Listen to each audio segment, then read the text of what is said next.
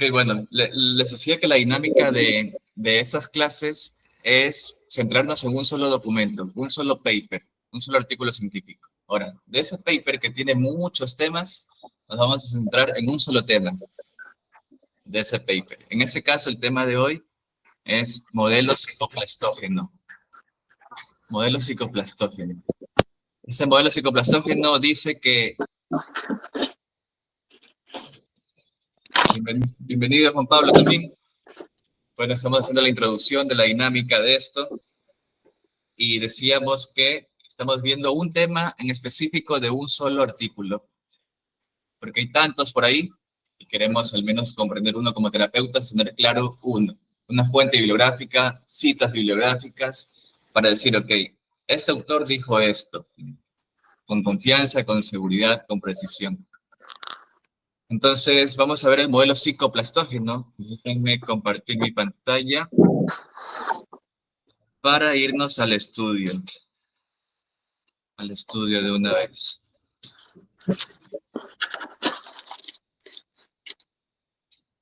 Mecanismos farmacológicos, ok.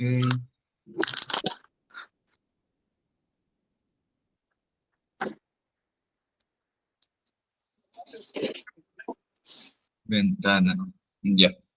Estamos viendo mi pantalla, ¿verdad? Sí. Sí la pueden ver. Ajá. Ok, entonces estamos en este documento de aquí. Si ustedes revisan el PDF, el ebook que les envié, hay una parte que dice descarga aquí el artículo original, el artículo principal. Entonces ahí pueden darle clic y les va a llevar a este documento. Ese documento, el artículo original. Les recomiendo que lo descarguen y también de una vez que se creen su propia biblioteca psicodélica. Tener una propia biblioteca psicodélica a ustedes como terapeutas les va a dar bastante rigurosidad, confianza, de tener sus propios documentos ahí. Así que si algo quiero que se lleven de hoy es que creen su propia biblioteca. En Google Drive se los recomiendo. Y que agreguen este primer documento allí, porque le vamos a sacar el jugo a este tema como no tienen idea. Entonces, miren, empezamos. Esta es la revista científica, Science Direct. Esta revisión es de una revista de neurociencia y biocomportamiento. Biocomportamiento. El artículo es del 2022, es relativamente bastante nuevo. Se considera nuevo y una fuente buena en ciencia cuando tiene al menos 5 años de vigencia.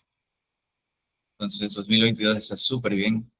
Podemos con seguridad basarnos en ese documento para tomar decisiones.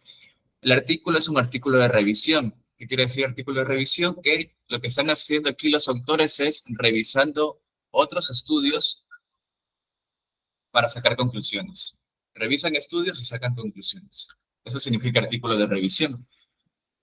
Ese segmento que estamos empezando se llama revisión bibliográfica, porque estamos haciendo lo mismo, estamos revisando bibliografía. Entonces aquí están los autores, aquí está dónde se hizo el estudio, en el Instituto de Psicología, la Universidad de Wassenaar, Suecia, Países Bajos. Y también John Hopkins, de Estados Unidos. Entonces ese estudio tiene un buen peso, 2022. Este código de aquí, quiero que comprendan que ese código es el código científico del artículo. Ese que empieza desde el 10. Empieza aquí desde el 10. 10.1016 rayita j.neu biorep. Ustedes lo copian y lo pegan en Google Académico y les sale el documento. Bien. Entonces, más acá dice en qué consiste el artículo, cuáles son las conclusiones que encontraron en el artículo. Bien, pero no vamos a revisar esto, vamos a revisar directamente el tema que nos compete el día de hoy. Aunque hagamos rapidísimo, ¿no? Este tema es mecanismos farmacológicos, neuronales y psicológicos. Es decir, cuando tomamos honguitos, los honguitos no solamente que actúan a nivel del alma, del espíritu, ocasionando cosas bonitas, sino también que actúan a nivel primero del receptor, es decir, a nivel farmacológico. Y para que eso suceda, necesita absorberse, metabolizarse y llegar hasta el cerebro. Después que llega al cerebro, ocurre efectos a nivel sistema nervioso, es decir, neuronal, a nivel de neuronas, de redes neuronales. Y al generar efectos neuronales, genera efectos psicológicos. Y ahí sí se siente todo el sentimiento de asombro, de resplandor serotoninérgico, de conexión con la divinidad, cambios psicológicos en la conciencia, cambios en la percepción del yo, prosociabilidad, comportamiento, actitudes, etc. Entonces, ese artículo señala todos esos niveles que los psicodélicos hacen. Que los psicodélicos hacen. Entonces, mira, mi manera de estudiar es así. Es tomar apuntes, hacer con colores, utilizar colores. Siempre utilizo colores, símbolos también. Por ahí van a ver ya mismo los símbolos al lado. Bueno, estoy bajando en el artículo. Ese es un gráfico muy bonito que se los mostré en la primera charla. Vamos bajando hasta modelo psicoplastógeno. Aquí está, modelo psicoplastógeno. Ese es el modelo que vamos a ver hoy. ¿Y cómo lo vamos a hacer? Lo que quiero es interactuar, no solamente yo quiero hablar, sino también eso es de interacción, porque queremos crear una comunidad en la que todos vayamos creciendo. Entonces, vamos a ir leyendo cada cita bibliográfica y vamos a discutir sobre ello. ¿Les parece bien? Sí. Perfecto. Ok. Vamos. Hagamos de cuenta que están en la clase de la universidad o del colegio, ¿no? Entonces, en cualquier momento, el profesor puede preguntar. Todos aquí somos profesores, solo que en cierta parte yo estoy compartiendo esto. Entonces, como que ustedes son mis alumnos, así que les voy a preguntar. Pero eso no quiere decir que yo sepa más que ustedes. Bien, entonces, dice, la manera en cómo vamos a hacer esto es analizar párrafo por párrafo. Son 12 párrafos, tal vez no avancemos con todos, pero vamos hasta donde avancemos.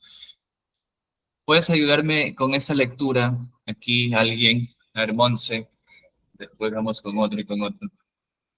Claro. A nivel neuronal, se ha encontrado que los psicodélicos clásicos como el LSD y el DMT aumentan el crecimiento sináptico y aumentan la complejidad de las dendritas y el número de sinapsis, aumentando así el número de conexiones entre neuronas. El mecanismo explica... No, Ajá. así nomás, Monse, así nomás. En ese solo párrafo ya tenemos muchísima información y un claro concepto e idea de cómo funcionan los psicodélicos a nivel psicoplastógeno. ¿Qué dice? Que cuando uno toma psicodélicos clásicos, ¿quién conoce los psicodélicos clásicos? ¿Cuáles son los psicodélicos clásicos? Yo diría LSD, LSD, peyote, Ajá. DMT, psilocibina. A ver, mescalina. ajá, ok. Los clásicos son LSD. ibogaína también. No, iboga no entra ahí. Ketamina. ¿No? No, tampoco ketamina. Los clásicos son sobre todo los serotoninérgicos. DMT o ayahuasca, hongos o psilocibina y LSD. Son los clásicos. Bufo Son no los entra, tres ¿verdad? clásicos. Bufalvarius es DMT, pero no se considera un psicodélico clásico, Clásico. pese a que sí es serotoninérgico. Ok. Entonces, con ese primer párrafo, Mons ha leído hasta aquí y se dan cuenta que aquí le continúa esto entre paréntesis. ¿Alguien sabe qué es esto?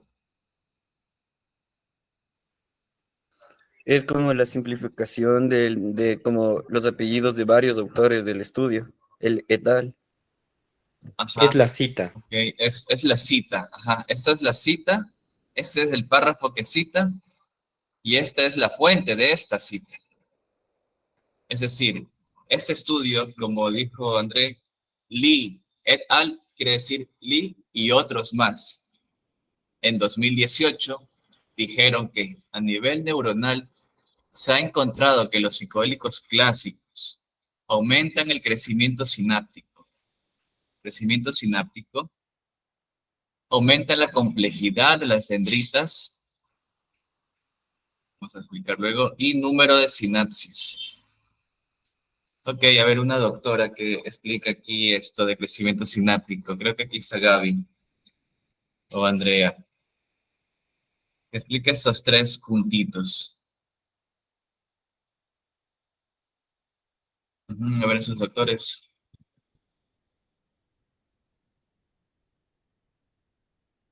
No hay doctores.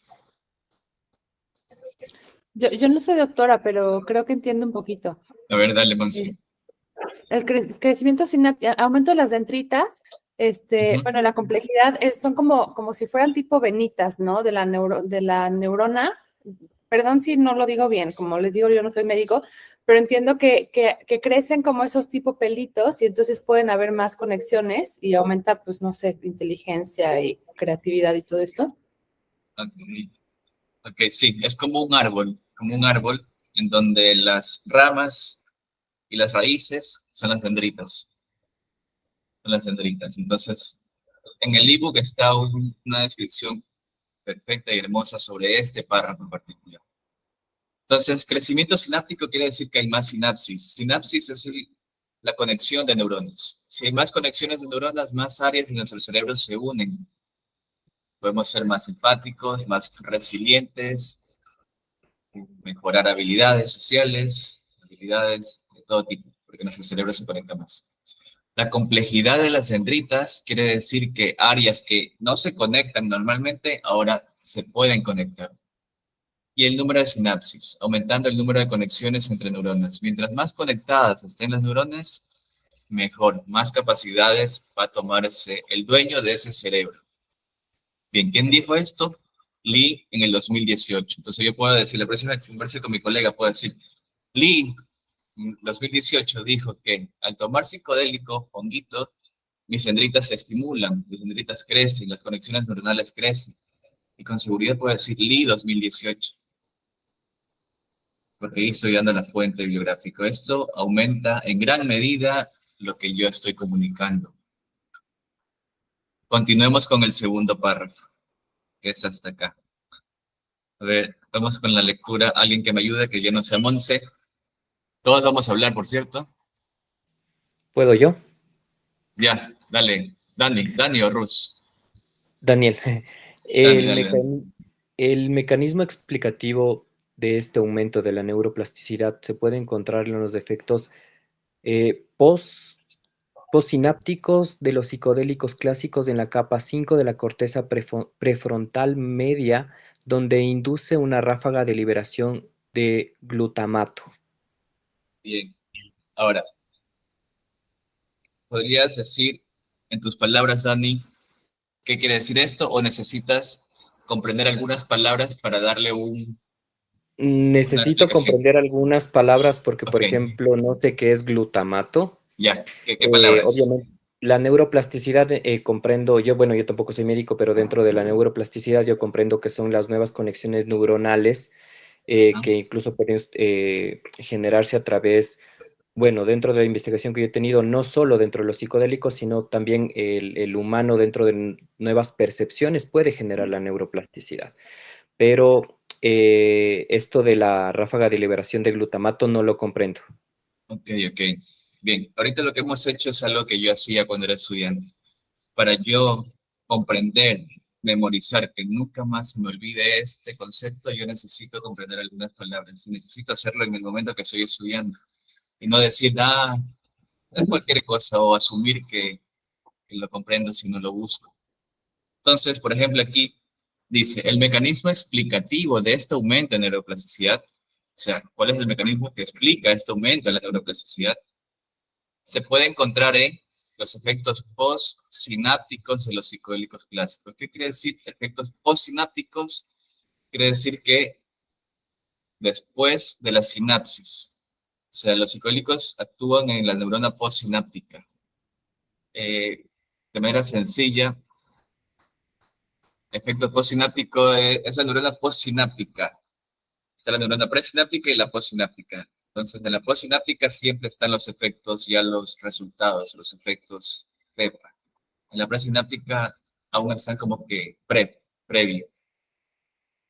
Al decir capa 5 de la corteza prefrontal medial, hace poco se ha encontrado que es la capa 5 de nuestro cerebro en donde está toda esa información rica de quién somos, nuestro ego.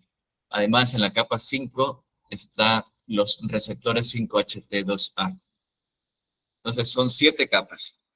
De las 7 capas, en la capa 5 del cerebro, es donde los psicodélicos serotoninérgicos actúan principalmente. Recuerden, capa 5.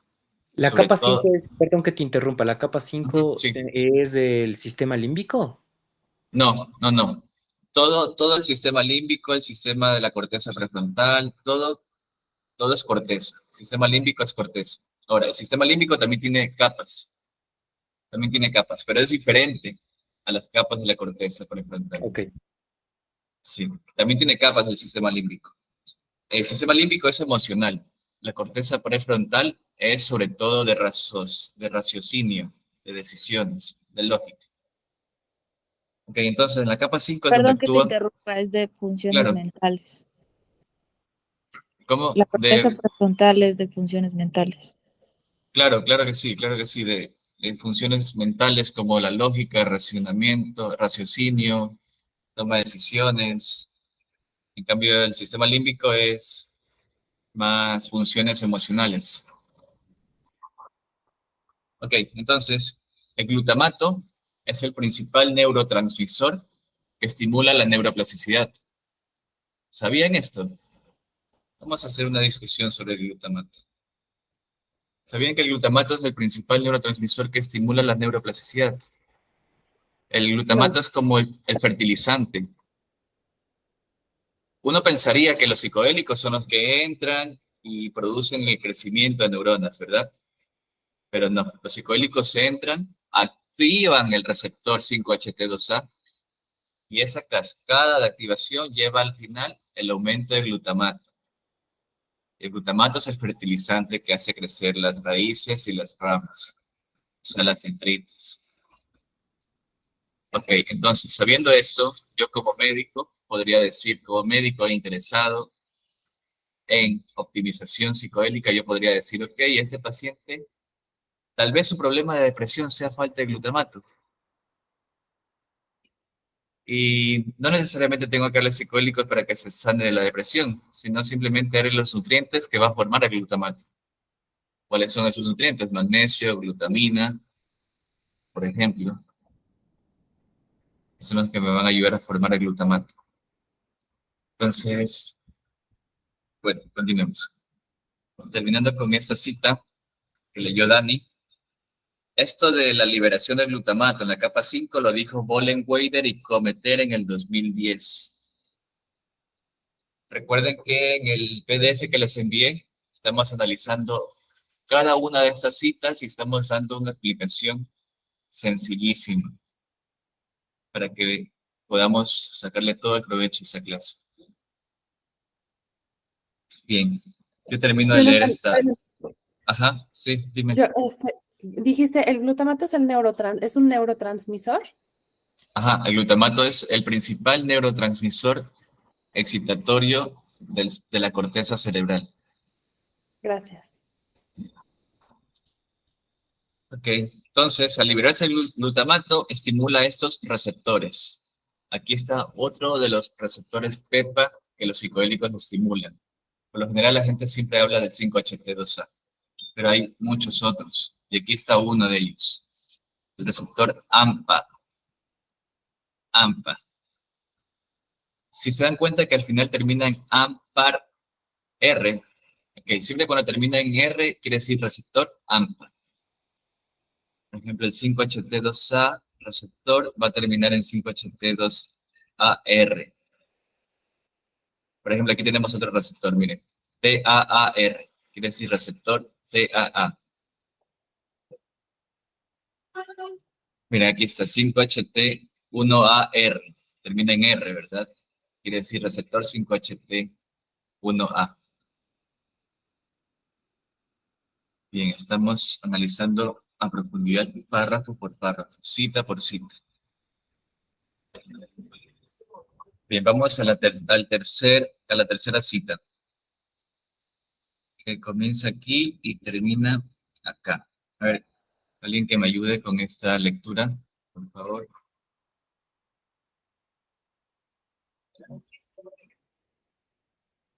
Alan. A ver, alguien, lectura.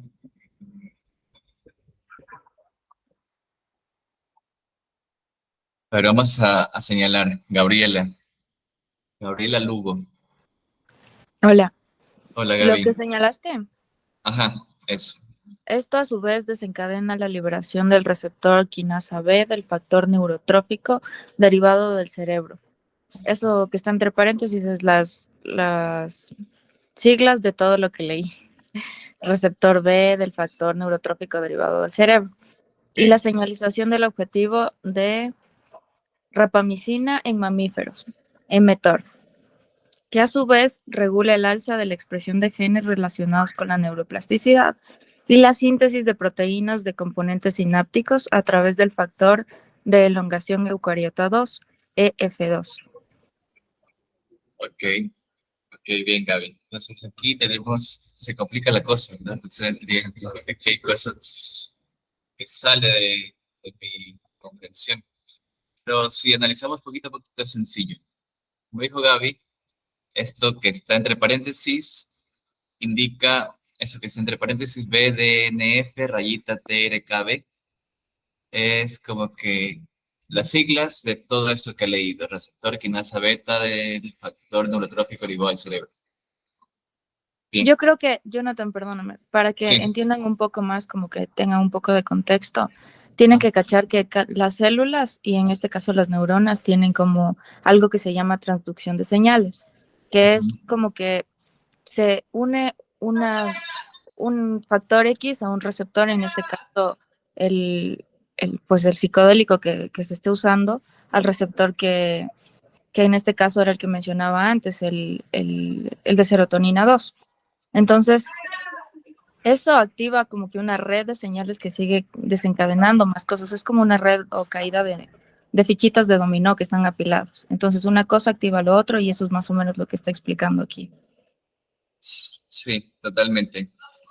Es la imagen que yo les envié al grupo. Voy a dejar de compartir para compartirles el dibujito para que eso de transducción de señales quede mejor explicado.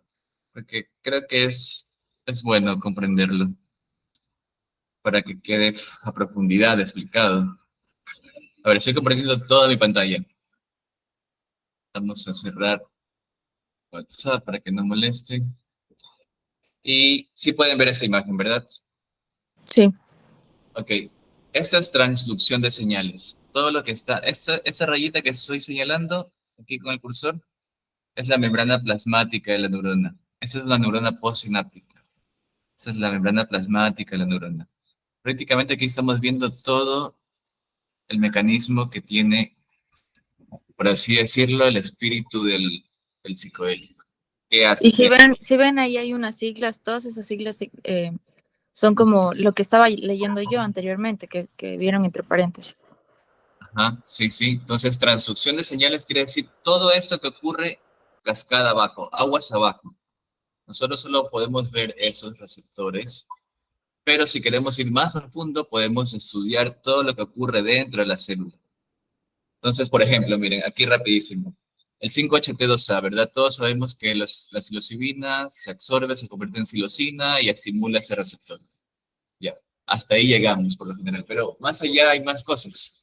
Entonces, la transducción de señales quiere decir como que segundos mensajeros, como que yo simplemente llego hasta la puerta, que es el 5-HT2A, y ya el señor de la puerta hace el resto, se va aguas abajo.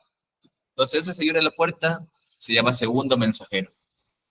¿Y qué hace? Por ejemplo, estimula la fosfolipasa C, y esa fosfolipasa C estimula los genes o factores de transcripción relacionados con CREP.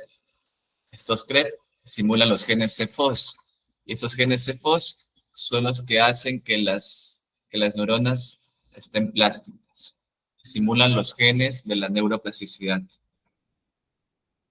Entonces, eso es sencillamente esto de transducción de señales. Bien, continuemos. Para resumir este párrafo y que quede claro algo bonito, que pueden anotarlo y escribirlo, ¿cuál es el mecanismo molecular por el que los psicodélicos producen neuroplasticidad? El mecanismo molecular es por medio del BDNF-TRKB. BDNF-TRKB. BDNF-TRKB. El TRKB está aquí y es el receptor del BDNF. Es el receptor del BDNF. ¿Cuál es el receptor del BDNF? El TRKB. Ahora, Dani hace un rato dijo que los psicodélicos no son las únicas sustancias que pueden generar neuroplasticidad. Totalmente cierto. El ejercicio físico también estimula ese receptor. Entonces, al estimular ese receptor, va a producir neuroplasticidad. Las relaciones sociales también estimulan ese receptor. El mindfulness también estimula ese receptor. Entonces, ese receptor tiene distintas maneras de activarse. Una de ellas, solo una de ellas, son los psicodélicos. Ok, ¿qué opinan de esto? Sí, sí estamos bien. Sí, súper interesante. Ok, Said, ¿qué dice Said, Dana, André? Aquí aprendiendo. Ok, Said. Jonathan, perdón, entonces el receptor es el TRKB y luego el BNF, ¿qué es? O sea, que Ok. lo que lo estimula, pero ¿qué es? BDNF significa factor de crecimiento neurotrófico. Ah, ok. Factor de crecimiento neurotrófico. Al decir neurotrófico, la palabra neurotrófico ya indica crecimiento neuronal. Trófico, crecimiento neuronal. Entonces, Buenísimo. el BDNF es el fertilizante que va a hacer crecer nuestras neuronas. Ese es el BDNF. Bien, gracias por las preguntas esas, Monse. Síguelas haciendo para que quede claro cada detalle. Y así todos. Ok, gracias también, Gaby, por todo tu aporte. Continuemos. Entonces, ¿quién dijo esto de que el BDNF-TRKB es la señalización molecular para la neuroplasticidad? Fue Alexandrova y Philip en 2021. Alexandrova y Philip en 2021. Todas estas citas y fuentes bibliográficas están en el documento que les pasé. Pónganlo ahí como un recurso educativo que engloba y abarca exhaustivamente todo lo relacionado a modelos psicoplastógenos. Bien, continuemos con el siguiente párrafo. A ver, alguien que me ayude a leer este párrafo. Aquí me lo puedo señalar. A ver, yo leo. Ya. La administración aguda de psicodélicos también aumenta la expresión de diferentes genes que codifican para la síntesis de una variedad de proteínas que fomentan la neuroplasticidad y el aprendizaje. ¿Quién habló? ¿Quién habló? ¿Que no puedo ver? Juan Pablo, hola. Hola, Juan Pablo. Juan Pablo, ¿qué tal? ¿Qué tal? Ok. ¿Qué podrías explicar con tus propias palabras, Juan Pablo, de este párrafo? Bueno, básicamente en el mecanismo que ahorita señalaron en el gráfico, en el cual en la cadena de neurotransmisores, entonces el mecanismo llega al punto en el que esto interactúa con la codificación de proteínas, lo cual está en los genes, o sea, le pide, digamos, la información a los genes de cómo, bueno, codifico estas proteínas que ayudan a la neuroplasticidad. Ok, perfecto. Claro que sí. Entonces, se activan genes genes relacionados con la neuroplasticidad. Los genes tienen como que el conjunto de instrucciones para formar proteínas. Entonces, los genes dicen, ok, haz una proteína que haga el esqueleto más flexible de esta neurona. Esa es la instrucción de ese gen. Entonces, esos son los genes, los C-FOS, los C-FOS. Tenemos otros más, pero no vamos a entrar acá en detalle. Con eso, con que sepamos, estos de genes se han diferenciado del 98% de los terapeutas psicodélicos. Créanme que no hay muchos terapeutas que conozcan esto. Entonces, ¿cuáles son los genes asociados con la neuroplasticidad psicodélica? Son los genes C-FOS. Ok, ¿quién dijo esto? Nichols y Sanders en el 2002. Ok, vamos al siguiente. Hemos terminado con este primer párrafo. Solo una pregunta, Jonathan. Ujú. ¿A qué Sí, se refiere con la administración aguda? ok, bien, gracias, Ruz, por la pregunta. En la parte que dice aquí, la administración aguda de psicodélicos también aumenta la expresión de diferentes genes. Es decir, administración aguda es que has tomado en ese momento. O sea, tú tomas en ese momento y en ese mismo momento se estimulan los genes. Eso No, significa... esto no refiere, depende de dosis. No. Significa el momento en que tú le das el fármaco. Ok.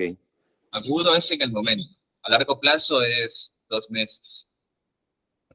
Hay estudios que han demostrado que los psicodélicos aún siguen produciendo neuroplasticidad después de meses. Pero en este caso, este párrafo señala que tú tomas psicodélicos y en ese mismo momento se estimula la expresión de genes de neuroplasticidad. O sea, así es como generan todos los efectos psicodélicos. También modificando genes. Chévere, gracias, Jonathan. Jonathan, y Gracias, Ros. entonces, por ejemplo, hablando de una microdosis, ¿la microdosis Ujú. tiene el mismo efecto que una macrodosis en este tema de lo agudo en ese momento? Ok, eso de la microdosis entra en ese párrafo y está súper interesante porque ayer me lo leí y voy a tener una claridad con eso de la microdosis. Increíble, ya van a ver. Ya vamos allá, Monsi. Gracias. Ya, bueno, continuemos. A ver, ¿quién no ha leído que me ayude con esa de aquí? Vamos, Said. Listo. Dale, Said. En conjunto, estos efectos dan como resultado una amplificación de la neuroplasticidad, que bien podría tener un efecto terapéutico al fomentar el cableado adaptativo de los circuitos neuronales. La evidencia indirecta de los posibles efectos neuroplásticos beneficiosos de los psicodélicos se puede encontrar en la observación de que los pacientes depresivos se caracterizan por niveles crónicamente más bajos de BDNF. Bien. ¿Qué podrías explicar con tus palabras de ese párrafo? Mm,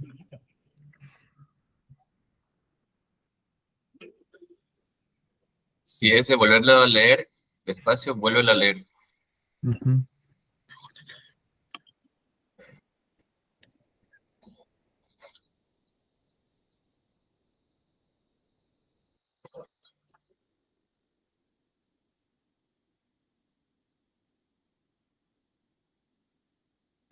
Estás compartiendo tu pantalla, ya no se ve el artículo. Ok. Perdón. Gracias.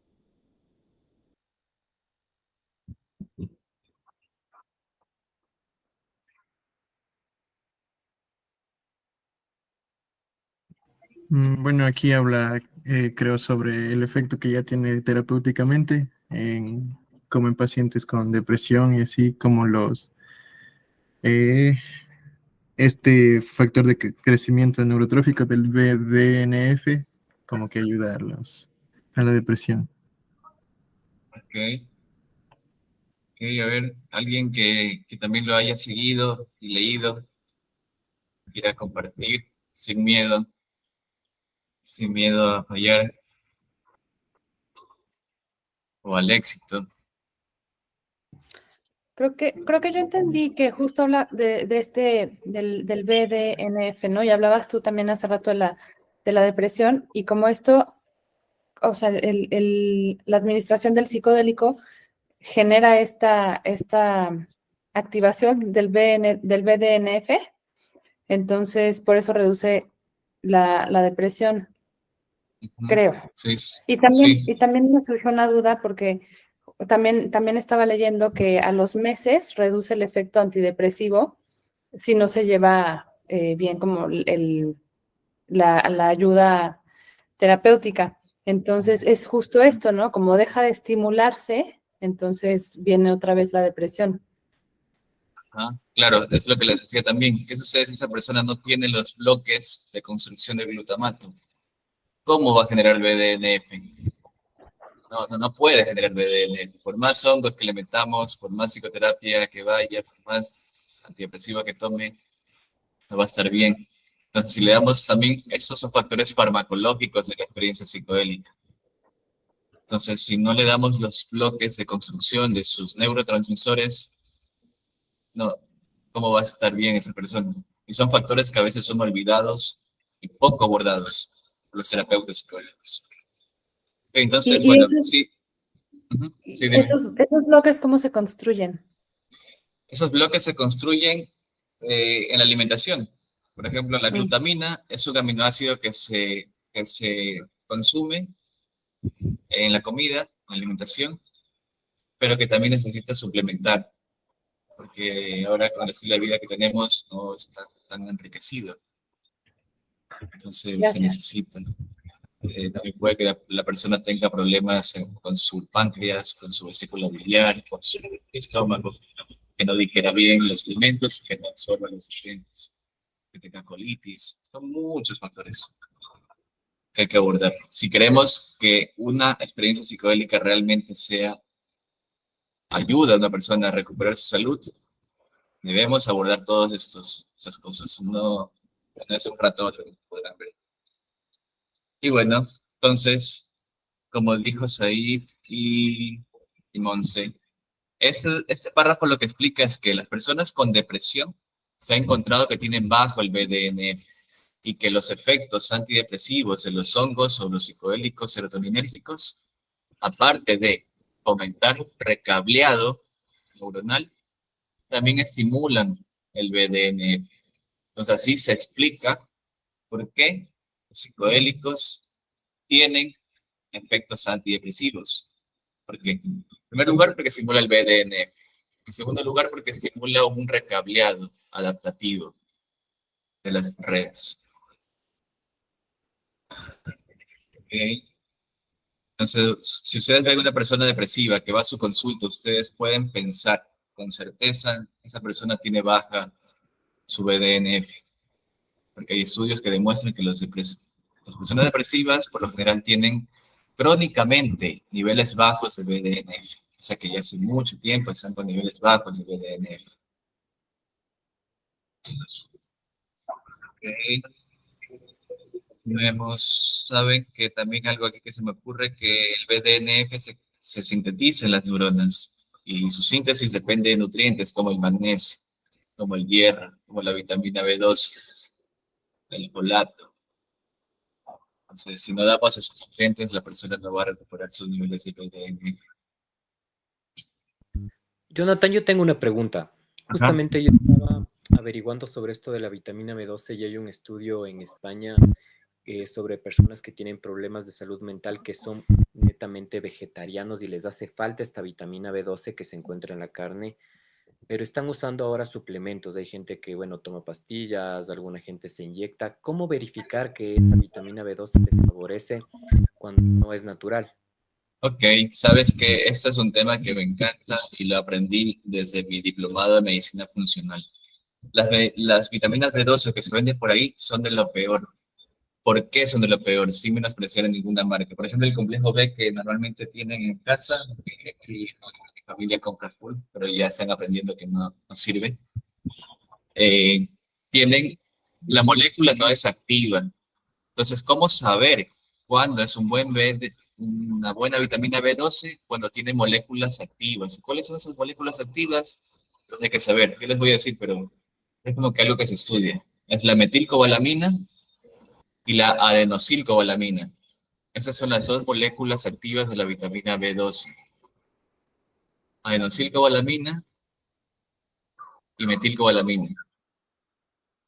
Entonces, así es como yo personalmente detecto la calidad de una vitamina. Ahora, ¿cómo saber si ese paciente tiene deficiencia de vitamina B12? Hay estudios que miden directamente la vitamina B12 y hay un marcador cardiometabólico que yo lo suelo medir bastante, que es la homocisteína.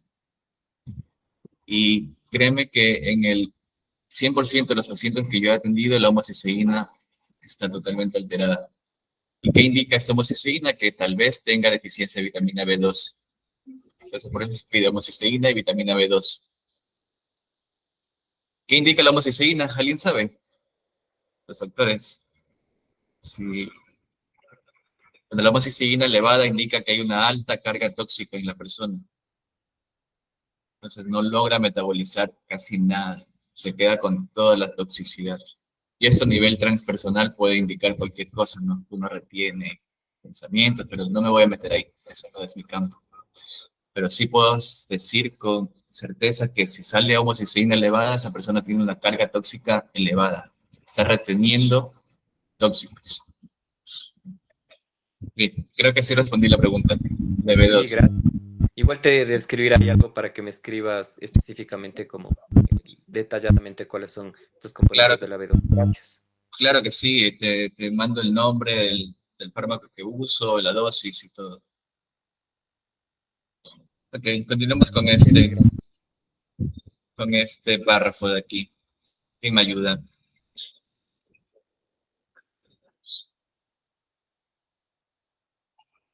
A ver, André. A ver, dice, A ver. evidencia más directa de estudios en animales indica que la neuroplasticidad inducida por psicodélicos puede aumentar el comportamiento prosocial y revertir el comportamiento ansioso inducido por el estrés. Ok, Maggie, ¿verdad? ¿Perdón? Maggie, eres tú. Andrea, Andrea, oye, Andrea de Costa Rica o de Quito. de Quito. Oye, directo, gracias, gracias. Ok, entonces sí, evidencia en animales, porque hacen estudios en animales, desde los humanos, indica que la neuroplasticidad inducida por psicodélicos puede aumentar el comportamiento prosocial. Prosocial, o sea, nos hace más empáticos, más compasivos, más amables, más protección, menos ansiedad, y revertir el comportamiento ansioso inducido por el estrés. ¿Quién dijo esto? De Gregory, en 2021 y 2022. Entonces, tomar psicodélicos, según de Gregory, en el 2021 y 2022, estimula el comportamiento prosocial. Todos sabemos, los que hemos tomado psicodélicos, sabemos que nos hace más empáticos, más conexión con la gente. Nos hace incluso tener más compasión, más empatía, inteligencia emocional. Entonces, este señor lo ha descrito en esos artículos científicos. Pues ahorita sí podemos decir como que con certeza los psicodélicos generan esto y aquí está la fuente. Ok, veamos. Yo voy a leer esto. Dice, sin embargo, queda por establecer hasta qué punto esos efectos neuroplásticos eventualmente también son beneficiosos en humanos. Solo un estudio ha establecido una relación entre los aumentos de BDNF inducida por un psicodélico serotoninérgico como la ayahuasca y la mejora de síntomas en la depresión. Ese estudio es buenísimo. Ese estudio es un nivel científico alto, es un metaanálisis, Almeida 2019, en el que se dio ayahuasca a un grupo de personas y se midió en sangre el BDNF. Y la variable asociada era los síntomas de la depresión. Entonces se dieron cuenta que después de la ayahuasca, las personas que puntuaron bajo en síntomas depresivos tenían un BDNF alto. Entonces ahí por metodología científica se hace correlación de variables. Y uno podría afirmar, uno podría decir o sugerir que la ayahuasca mejora los síntomas de la depresión al estimular el BDNF. Y ahí está el estudio. y está en el PDF que les envié. Ok, aquí ya nos metemos en dosis altas y dosis bajas. A ver, yo volveré a leer esto. Jonathan, perdón, antes de seguir, ¿te puedo hacer otra pregunta? Claro que sí, Este, claro que sí. Digo, supongo que es mucho más complejo de eso, pero conozco una persona que es facilitador de psilocibina y él presume, ¿no? Que él ya ha tenido como 80 viajes psicodélicos y tal. Y es de las personas como menos sociables, más soberbios, que conozco. Entonces, ¿dónde está esa, como dicen, ¿no? La medicina no es la psilocibina, es la persona. Por ahí dicen eso. ¿Por qué en algunas personas sí actúa y en otras personas no? ¿Depende del ego? ¿De qué depende?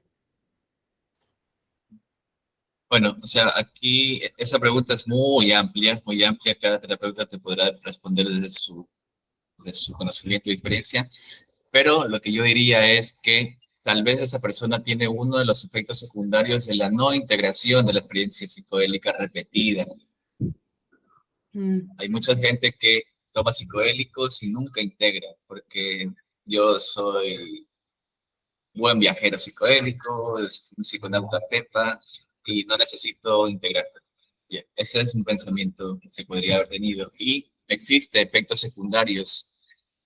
Es una inflación del ego. En ese caso me suena a inflación del ego. Es un efecto secundario psicológico. Ya. El uso repetido de psicodélicos y no integrado. Gracias. Eso podría ser. Yo creo también que no es cuestión solo de los psicodélicos ni solo de la persona, sino de lo que se va elaborando con el psicodélico que está ingiriendo. O sea, es un trabajo que se da ahí, como de elaboración de las situaciones. O sea, si alguien no está dispuesto a entablar cuestiones más sociales o a trabajar su empatía o a trabajar este tipo de cosas, podrá tomar todo lo que quiera que no va a pasar, creo yo. Claro que sí. Claro que sí. Andrea, como tener porque hongos mágicos de realidad dan Se sustancias escucha que no entrecortado, Dani. ahí, A ver, ahí. ¿aló? Sí. Ya, concuerdo con Andrea porque si es que uno no tiene un accionar sobre la conciencia que crean las plantas de poder o los hongos mágicos, realmente no va a suceder nada. Y podemos caer en lo que estaba comentando también Monse, de personas que creen tener la razón o el conocimiento sobre eso, cuando en realidad solo es una llave de conciencia. Yo lo veo así también. Y que hay que en realidad actuar sobre las situaciones y sobre la realidad, porque la mejor ceremonia es la vida y la mejor medicina es la conciencia, creo yo. Ok. Está bien. Gracias, chicos. Ok, bueno, a ver. Aquí nos metemos un poquito más en microdosis. Es un tema que nos interesa. Sí, demostró la encuesta que hice ayer en redes sociales. Bueno, a ver, yo leo esto. Dice, estudios recientes indican que solo una dosis alta de LSD, recuerden que aquí estamos mencionando LSD, pero el LSD es igual que la psilocibina, es igual que el DMT. Entonces, siempre los estudios utilizan una sola sustancia. En ese caso, se utilizó LSD, pero podemos cotejarla con psilocibina. Bueno, estudios recientes indican que solo una dosis alta de LSD, es decir, 200 miligramos, resultó en un aumento estadísticamente significativo de los niveles de BDNF, mientras que dosis más bajas, o sea, microdosis, no lo hicieron. O sea, aquí Holze et al. 2021 y 2020 está sugiriendo que la microdosis no ayuda a mayor cosa. Eso está sugiriendo él. Es una opinión, un estudio. Abajo hay otro estudio que muestra otra cosa distinta. Yo lo leo. Por el contrario, otro estudio encontró que las microdosis LSD, las microdosis típicas, que son una décima parte de la dosis alta, 5 a 20 miligramos, aumentaron los niveles de BDNF. Por lo tanto, Se necesita más investigación para establecer la solidez de los cambios inducidos por psicodélicos en BDNF y los efectos posteriores en la neuroplasticidad. Entonces, hay estudios que muestran que las microdosis son buenas y otras son efectivas y otras que no son efectivas. Por eso aquí el estudio dice que se necesita más investigación. Más abajo hay más sobre microdosis. Dice, sobre la base de las observaciones del aumento del crecimiento sináptico y la densidad de las neuronas, ha surgido un modelo de los efectos terapéuticos, de los psicodélicos, que enfatiza ese efecto. Entonces, ese efecto se llama efecto psicoplastógeno. ¿Qué es el efecto psicoplastógeno? El modelo psicoplastógeno es todo eso que hemos visto. Se ha ido armando a partir de todo esto que hemos leído arriba. De que los psicodélicos tienen el potencial, que no cabe duda de eso, de que tienen el potencial de generar neuroplasticidad por medio del BDNF. ¿Y qué implica esto? Implica que nuestro cerebro puede cambiar estructuralmente. Por ejemplo, si esto es mi cerebro va a cambiar ahí, por ejemplo. O sea, me refiero a transformación física, materia. El cerebro es materia. Entonces va a cambiar físicamente. No solamente a nivel actitudes y comportamientos, sino que el modelo psicoplastógeno indica que el cerebro cambia su estructura y su función. Ok. Veamos qué más hay por aquí. Cameron et al. Relaciona los psicodélicos clásicos con los efectos psicoplastógenos. Vamos a microdosificación, aquí está. A ver, Monse, tú que estabas interesada en microdosis, ayúdame con este párrafo. Voy. Ya, todo Ok. esto. La microdosis, es decir, el uso regular de dosis subalucinógenas de psicodélicos, es otra tendencia que encaja bien con el modelo psicoplastógeno. Y las personas se microdosifican, gracias, por una variedad de razones diferentes, incluida la mejora cognitiva, la depresión y la ansiedad. Ok, yo revisé ese estudio de aquí, Kuipers, y lo que Kuipers 2019 dice que las personas se microdosifican por una variedad de razones, algunas para disminuir sus síntomas de ansiedad, de depresión, otros para aumentar la mejora cognitiva, la imaginación, la creatividad. Entonces lo que dice Kuipers es que estos efectos de la microdosis puede ser más un efecto placebo, producto de nuestra expectativa, que un efecto bioquímico, claro. Por eso es que ahí está esa controversia entre si sí o si no. ¿Ustedes qué opinan? Pues digo, en mi caso personal, no sé, porque no ha sido en una cuestión de ansiedad o depresión, pero yo sí noto cuando tomo microdosis, sí noto muy claramente que me ayuda con el TDA, me ayuda a enfocarme mucho mejor y eso. Y bueno, podría ser placebo, pero siento una diferencia muy, muy marcada, sobre todo al principio, ya las primeras veces que tomé las microdosis, después ya no siento tanto el efecto, pero las primeras veces definitivamente sí. O sea, los primeros, no sé, 3 meses. Ah, sí, comprendo. Yo también pienso igual. Y por ejemplo, también lo que sí he notado con clientes es que en los sueños liberan muchísimo material subconsciente, o las personas que tienen ansiedad sí como que vuelven a tener como un brotecito de ansiedad que es más controlado, o sea, no sé, yo creo que sí ayuda. Sí, bueno, son ambas cosas. Es placebo y también bioquímico. Así es como yo lo veo. Y bien, bueno, estamos terminando el último párrafo de este tema de neuroplasticidad. Vamos a ver este último párrafo. Dice: además, aunque parece bastante probable que la plasticidad neuronal de los psicodélicos desempeñe algún papel en los mecanismos que transmiten los efectos terapéuticos de los psicodélicos, el modelo psicoplasógeno está limitado por la falta de especificidad. Esto lo hago, eso está bien explicado en el documento PDF que les envié, pero consiste, les hago aquí rápido resumen, consiste en que el modelo psicoplasógeno es aceptado en la comunidad psicodélica científica, pero está limitado. ¿Por qué? Por su falta de especificidad. O sea, no sabemos exactamente si es precisamente el psicodélico el que ocasiona la neuroplasticidad o es que el entorno, el ejercicio, las relaciones, el aire, también ayudan en esa neuroplasticidad. Por eso aquí dice, existe una amplia gama de manipulaciones ambientales, sociales y farmacológicas que promueven la neuroplasticidad. Por lo que los psicodélicos pueden no ser especiales en ese sentido. Es decir, los psicodélicos pueden ser una herramienta más que genera neuroplasticidad. Pero al igual que el ejercicio, al igual que conversar con un buen amigo, o sea, a ver, alguien me escribió. Allá. Ok, a ver, Juan Pablo.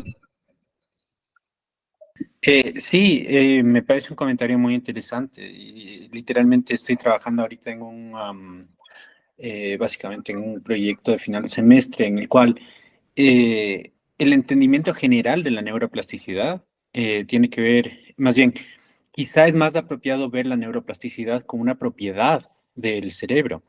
Cualquier proceso de aprendizaje puede implicar básicamente la reconexión, la reconfiguración de neuronas y el modelo que establecía que, bueno, las conexiones neuronales son así fijas después de un proceso de desarrollo en la niñez, se va dejando atrás. O sea, no digo que no exista una etapa crítica en la cual hay una mayor neuroplasticidad y hay una función específica para esa neuroplasticidad, pero yo empiezo a ver la relación entre los psicodélicos y la neuroplasticidad como algo que facilita, pero no es exclusivo al contacto con el psicodélico. Entonces, me parece muy apropiado, sí, entenderlo de esta manera. Sí, hablando con un psiquiatra alguna vez que trataba justamente procesos con psicodélicos, él la diferencia que veía era como que muchas veces el psicodélico actúa algo así como un lubricante, como algo que permite una mayor facilidad en el proceso, como algo que tiene un efecto muy real, pero claro, no es propiedad única de los psicodélicos. Esa es mi perspectiva al momento. Sí. Ok. Bueno, creo que, a ver, hemos llegado al final del tema. Miren qué tema es el que sigue. Periodo crítico para el aprendizaje y recompensa social. Así mismo, ese es otro tema. Acá está modelo antiinflamatorio, ese es uno que me gusta mucho. Y luego mecanismos neurocognitivos, teoría córtico-estriado-talapocortical. Luego está la teoría Rebus, también que me encanta, porque habla de creencias, cómo los psicodélicos cambian creencias, y así. Bueno, voy a dejar de presentar. Bueno, ha sido, ¿qué tal esta revisión exhaustiva, párrafo a párrafo, cita a cita, y bibliografía por bibliografía? ¿Qué les aparece esa dinámica? A mí me encanta, me ayuda mucho. Yo creo que como terapeuta psicodélico, que no tenemos esta parte médica, es súper valioso que un médico nos pueda ayudar y acompañarnos a entender esta parte más científica. Me parece maravilloso, te lo agradezco mucho, Jonathan. Sí, gracias, Monse. ¿Qué tal? A ver, a una doctora. Andrea, tú eres terapeuta, me dijiste, no, Gaby es médico. Sí, yo soy psicóloga clínica. Ok. Ok, tenemos también a Said, que es psicólogo, Andrea, Dana también. A ver, Dana, quisiera escucharle a Dana. ¿Qué opinas, Dana, de esa dinámica de analizar párrafo por párrafo, cita a cita? parece Me gustó muy... bastante y me gustan bastante los temas que se vienen porque son más psicológicos. Y es chévere saber cómo lo físico apoya esto, a estos procesos Claro que sí. psicológicos y Claro que cognitivos. sí. Sí, buen punto. Pero primero vamos a ir por los neurobiológicos, porque necesitamos esa base Ujú. neurobiológica. Y luego vamos a ir a los psicológicos, que son ya más experiencia mística, experiencia de asombro, unidad. Sí, Y no solo, o sea, no solo eso, sino también lo cognitivo, lo emocional, lo social, eso. precisamente. Ujú. Ok, gracias, Ana. A ver, ¿quién más quiere compartir sobre esta dinámica? Porque quiero saber si la próxima video lo hacemos por sí mismo. Por ejemplo. ¿Qué opinas, Dani?